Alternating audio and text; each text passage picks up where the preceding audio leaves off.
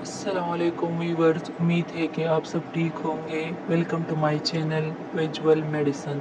और आज का जो हमारा टॉपिक है, this is the nephritic syndrome. Nephritic syndrome in one sniff shade. Nephritic syndrome is actually the inflammation of the glomeruli.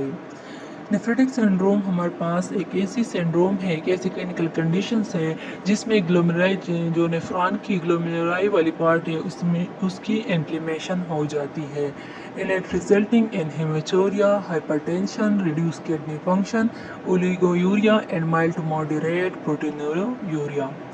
So we can define the nephritic syndrome such as it is actually a clinical syndrome caused by the inflammation of the glomeruli, which is also called glomerulonephritis, and it resulting in hematuria, hypertension, reduced kidney function, oligouria and mild to moderate proteinuria.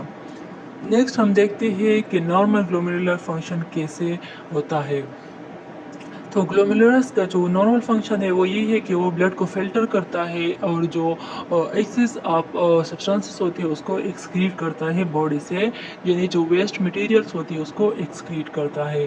तो यहाँ पर हम देख सकते हैं जो glomeruli का filtration barrier है उसकी 3 पार्ट्स को मेंशन किया हुआ है पिक्चर में। First one is fenestrated endothelium, next one is glomerular basement membrane and third one is podocyte slit diaphragm. तो ये 3 पार्ट्स है जो ग्लोमेरुलाई की फिल्ट्रेशन बैरियर को बनाता है and it filter the blood while preventing the blood cells and proteins from entering into urine. When inflammation occur means when during nephritic syndrome there is inflammation of the glomeruli. Glomeruli की जब inflammation start हो जाती है सो जो ये barrier है, filtration barrier है glomeruli का, ये डैमेज हो जाता है and it leaks the RBC into urine and the filtration process will be decreases. So this is the normal glomerular function. Next हम देखते हैं पैथोफिजियोलॉजी ऑफ नेफ्रेटिक सिंड्रोम। तो नेफ्रेटिक सिंड्रोम की पैथोफिजियोलॉजी को अगर हम देख ले तो फर्स्ट स्टेप में इम्यून ट्रिगर भी हो सकता है, अगर कोई इन्फेक्शन हुआ हो, ऑटो इम्यून डिजीज़ है, इस तरह इम्यून कम्प्लेक्सेस है, एंटी GBM यानी anti glomerular basement membrane antibodies हो गए, इनका वास्कुलाइटिस हो गया, तो ये सारी चीज़ें ट्रिगर करती है to the inflammation of the glomeruli. Complement activation हो जाती है due to immune trigger and it leads to activation of inflammatory mediators in recruitment of neutrophil and macrophages. So finally the glomerular injury occur means it leads to the inflammation of the glomeruli with damage to the capillary wall, endothelial swelling occur and it reduces the filtration barrier surface area. Next, then leakage of the RBC will occur into the urine and it causes hematuria. RBC cast occur in urine. Next, it leads to reduced GFR. जब glomeruli की filtration barrier जो है उसकी inflammation हो जाती है वो और डैमेज हो जाती है, उसकी फिल्ट्रेशन सरफेस कम हो जाती है, so it finally leads to reduce GFR and it causes oligouria, fluid retention and it increases serum creatinine level.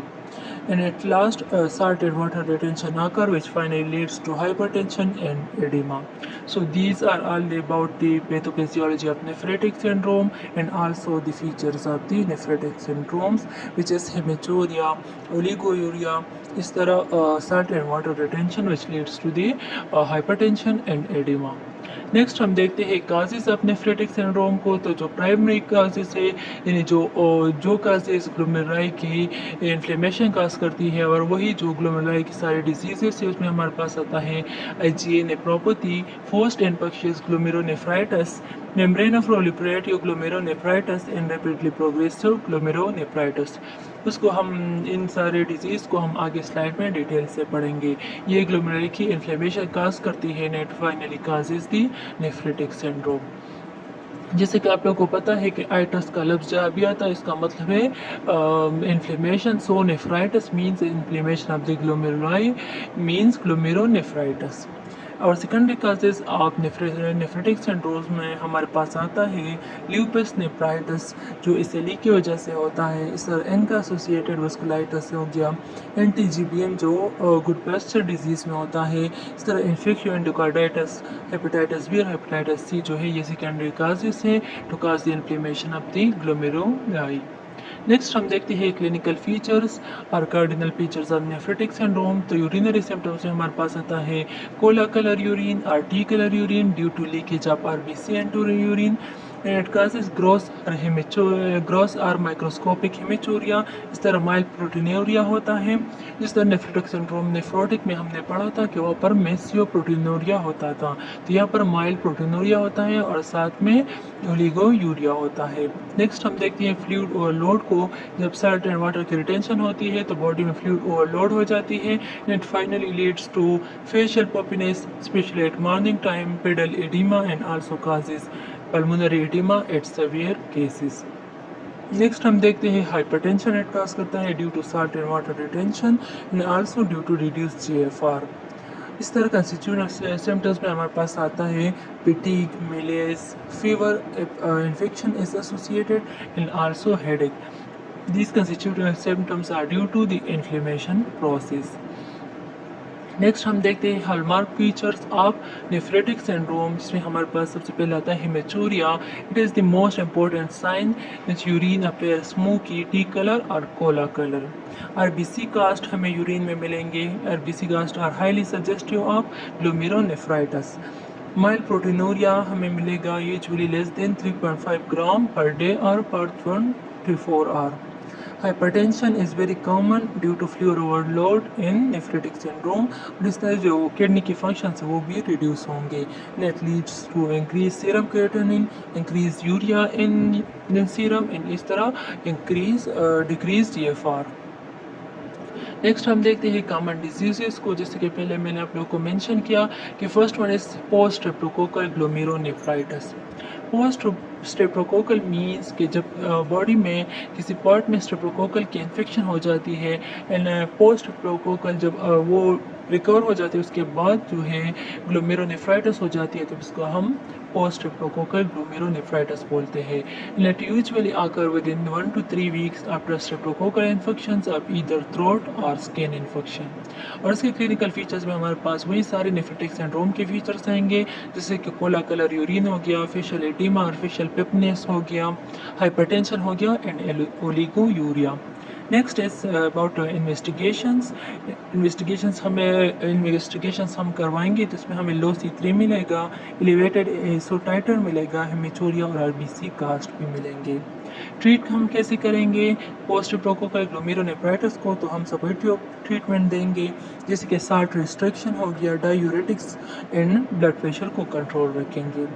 Next हमारे पास आता है IgA nephropathy and it is also called Burger disease। It is actually involved IgA deposition in mesenterium। Hematuria occur within 1 to 2 days after an upper respiratory tract infections। and diagnose हम कैसे करेंगे IgA nephropathy को, इसको हम kidney biopsy से diagnose करेंगे, जहाँ पे हमें IgA की जो डिपॉजिट्स हैं वो मेसेंजियम से अटैच होंगे, तो वो हमें बायोप्सी पे मिलेंगे। So it leads to a diagnosis of IgA nephropathy or Burger disease। Third one हमारे पास आता है rapidly progressive glomerulonephritis। It is actually a medical emergency. इसके फीचर्स में वही सारे आएंगे, जैसे कि rapid loss of kidney function, crescent formation on kidney biopsy. यानी किडनी की बायोप्सी हम लेंगे तो हमें क्रेसेंट शेप और डिपोजिट्स मिलेंगे, और इस तरह ओलिगोयूरिया और हेमेचूरिया भी हमें मिलेगा। ट्रीटमेंट में हम क्या क्या देंगे, हाई डोज कार्टिकोस्टेरॉइड्स दे सकते हैं, साइक्लोपोस्पेमाइड और राइटोक्सिमेब दे सकते हैं।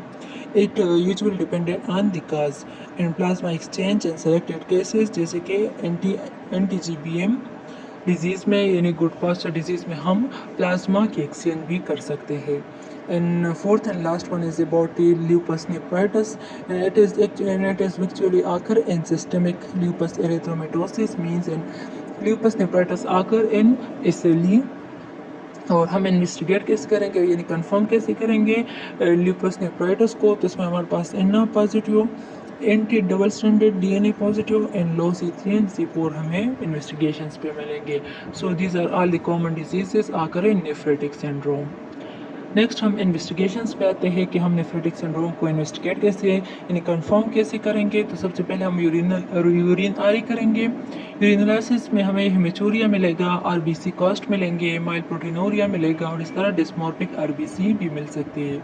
इसके अलावा ब्लड टेस्ट में हम पास आता है सीरम क्रिएटिनिन, चूँकि हम आरएफटीज करवाएंगे, हम चेक करते हैं कि किडनी की फंक्शन जो है वो कम हुआ है या नहीं। तो इसमें हम सीरम क्रिएटिनिन को देख सकते हैं, ब्लड यूरिया नाइट्रोजन को, इसके अलावा जीएफआर को। इस तरह हम सीबीसी और सीरम इलेक्ट्रोलाइट भी करवाते हैं और साथ में सीरम एल्बुमिन भी चेक करते हैं। सीरम एल्बुमिन हम इसलिए चेक करते हैं तो check check and measure the proteinuria. Immunological test में हम C3 C4 करवा सकते हैं, एंटी डबल स्ट्रैंडेड डीएनए करवाते हैं जैसे कि सीली में मैंने आप लोगों को बताया। इस तरह एन का एंटी-जीबीएम एंटीबॉडीज़ भी देख सकते हैं। एएसओ टाइटर भी हो सकता है अगर पोस्ट स्ट्रेप्टोकोकल ग्लोमेरुलोनेफ्राइटिस हो। इस तरह इमेजिंग में हम रीनल अल्ट्रासाउंड करते हैं और kidney biopsy is the gold standard for diagnosing the underlying type of glomerulonephritis and guiding treatment। Next हम ट्रीटमेंट पे आते हैं कि हम नेफ्रेटिक सिंड्रोम को ट्रीट कैसे करेंगे। तो सबसे पहले हम जनरल मेजर्स को देखेंगे। जैसे कि जनरल मेजर्स हम अप्लाई करेंगे तो इसमें सॉल्ट रिस्ट्रिक्शन आता है, फ्लूइड रिस्ट्रिक्शन आता है, overloaded and also diuretics, blood pressure control, treat the underlying infection if present. Next हम देखते हैं डिजीज स्पेसिफिक ट्रीटमेंट मीन्स हम अंडरलाइंग काज को ट्रीट करेंगे। तो उसके लिए हम कॉर्टिकोस्टेरॉइड दे सकते हैं, साइक्लोपोस्पेमाइड हो गया, माइकोपिनेलेट, मोफिटिल दे सकते हैं, इस तरह रेडोसिमेब दे सकते हैं, प्लाज्मा एक्सचेंज भी हेल्प कर सकते हैं, एंड गुड पोस्टर डिजीज और एंटी-जीबीएम डिजीज एंड सेलेक्टेड इनका एसोसिएटेड वास्कुलाइटिस। डायलिसिस भी हम कर सकते हैं, लेकिन डायलिसिस की जो इंडिकेशंस हैं ये है severe acute kidney injury, refractive hyperkalaemia हो सकता है, pulmonary oedema and uraemic complications. जब ये चारों इंडिकेशंस हमें मिल जाए तब हम डायलिसिस करवा सकते हैं। नेक्स्ट हम कॉम्प्लिकेशंस पे आते हैं। तो कॉम्प्लिकेशंस ऑफ नेफ्रोटिक सिंड्रोम में हमारे पास आता है acute kidney injury, chronic kidney injury, and stage kidney disease, severe hypertension हो गया, पल्मोनरी एडिमा हो सकता है, हाइपरकैलेमिया एंड मेटाबॉलिक एसिडोसिस भी हो सकते हैं। नेक्स्ट हम डिफरेंसेस देखेंगे between the nephritic and nephrotic syndrome. So जैसे कि मैंने आप लोगों को पढ़ाया अभी नेफ्रेटिक सिंड्रोम में कि main pathology is actually the inflammation of the glomeruli, जबकि नेफ्रोटिक में हमारे पास सिर्फ पोडोसाइट की जो पार्ट है उसकी इंजरी होती थी। Hematuria is actually prominent in nephrotic syndrome, but it is minimal or absent in nephrotic syndrome. And next one is proteinuria. So in nephrotic syndrome, there is mild to moderate proteinuria. In nephrotic, there is massive or heavy proteinuria of more than 3.5 gram per day. इस तरह RBC cast जो है वो nephrotic syndrome में present होंगे, nephrotic में absent होंगे। Oedema जो है वो नेफ्रोटिक में माइल्ड मॉडरेट होगा और नेफ्रोटिक में वो सवेयर होगा। इस तरह जो हाइपरटेंशन है it is more common nephrotic syndrome than in nephrotic. इस तरह सीरम एल्बुमिन को हम देख सकते हैं तो इसमें हमें माइल्डली डिक्रीज और नॉर्मल हमें मिलेंगे in nephrotic syndrome and it is markedly decrease in nephrotic syndrome. Hyperlipidaemia is usually absent in nephrotic syndrome but it is more common in nephrotic syndrome. Next हम अब देखते हैं high examination points about the nephrotic syndrome. So जो points आप लोगों को remember होने चाहिए एग्जाम पॉइंट ऑफ व्यू से, so this are all about the nephrotic syndrome. First one, nephrotic syndrome is actually the inflammation of the glomeruli and it is also called glomerulonephritis. Next हम देखते हैं कि इसकी जो cardinal features है इसमें hematuria with RBC cast is actually the hallmark points for the nephrotic syndrome. Proteinuria is usually means less than 3.5 gram per day. इस तरह post streptococcal glomerulonephritis is usually started within 1 to 3 weeks after streptococcal infections of either throat or skin. Next हम देखते हैं कि IgA nephropathy usually causes hematuria within 1 to 2 days after in upper respiratory tract infections। तो हम जो है post streptococcal glomerulonephritis और IgA nephropathy को इस तरह डिफ्रेंशिएट करेंगे कि जो ग्लोमेरुलोनेफ्राइटिस है मीन जो हेमेचूरिया और ये जो सारे सिम्टम्स स्टार्ट होंगे तो पोस्ट स्ट्रेप्टोकोकल ग्लोमेरुलोनेफ्राइटिस में ये within 1 to 3 weeks after the infection start होंगे और जो IgA nephropathy है इसमें within 1 to 2 days after respiratory tract infection जो है सारे सिम्टम्स स्टार्ट होंगे। तो ये पॉइंट है डिफ्रेंशिएटेड तो between the post-streptococcal glomerulonephritis and IgA nephropathy. Next one is the rapidly progressive glomerulonephritis. Actually, is a medical emergency or nephrology emergency characterized by decreasing formation of kidney biopsy and rapidly declining renal function. And next one is the last one is the kidney biopsy is actually gold standard investigation for identify the underlying glomerular disease. So these are all about the nephritic syndrome in one snapshot. Thank you so much for watching.